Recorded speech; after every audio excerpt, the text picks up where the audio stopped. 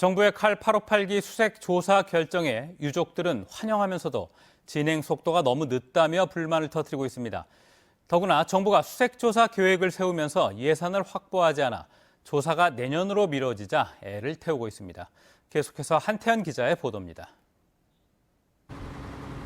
정부 수색조사단의 가장 큰 임무는 대구 MBC 특별 취재단이 수중 촬영한 비행기 동체가 칼 858기가 맞는지 확인하는 일입니다. 수직 꼬리 날개에 새겨진 기체 등록번호 HL7406이나 태극무늬 엠블럼을 찾으면 됩니다. 수직 꼬리 날개와 가까운 곳에 있는 블랙박스가 있는지도 확인할 수 있습니다. 전번 탐사에서 확인한 걸로서는 40m 이내니까 내려가서 그 덮어 있는 그물을 대강 잘라내고 그 다음에 그 덮여 있는 물때라든가 이런 거를 브러쉬로 이제 긁어내고 사진 찍고 그러면 되는 거예요. 2억 원의 비용에 2주면 충분해 유족들은 이 방법을 정부에 제안했습니다. 그러나 정부는 안전상의 이유를 들어 싱가포르에서 탐사선을 빌려 수색하는 방법을 선택했습니다. 유족들은 이렇게 하면 예산이 10배 이상 더 들기 때문에 국민 여론이 부담스럽다면서 반발하고 있습니다. 쉽게 갈 수 있는 방법에 대해서 언급도 말씀을 드렸습니다.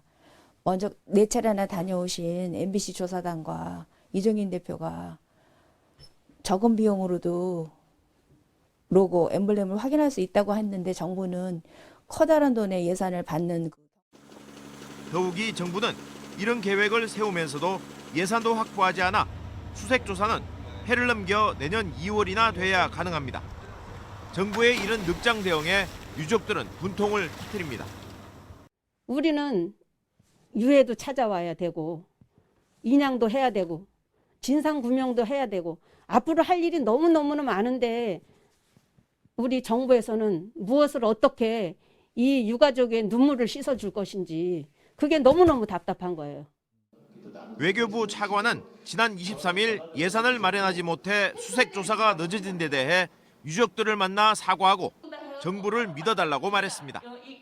하지만 최근 윤석열 검찰총장 징계와 공수처 문제 등으로 여야가 극단적인 대립으로 치달으면서 예산 확보도 계획대로 될지 장담하기 어려워졌습니다.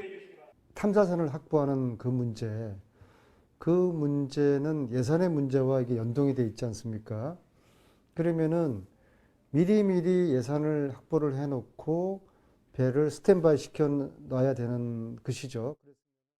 정부의 수색조사단이 칼 858기를 확인한다고 하더라도 동체 인양이 바로 이루어지기는 힘들 것으로 보입니다. 정부가 동체 인양과 관련해 미얀마 정부와 다시 협의를 해야 하고 미얀마에서는 4월 중순 이후부터 사실상 우기가 시작하기 때문에 인양 작업이 건기인 내년 10월 이후로 연기될 가능성이 있습니다. MBC 뉴스 한태현입니다.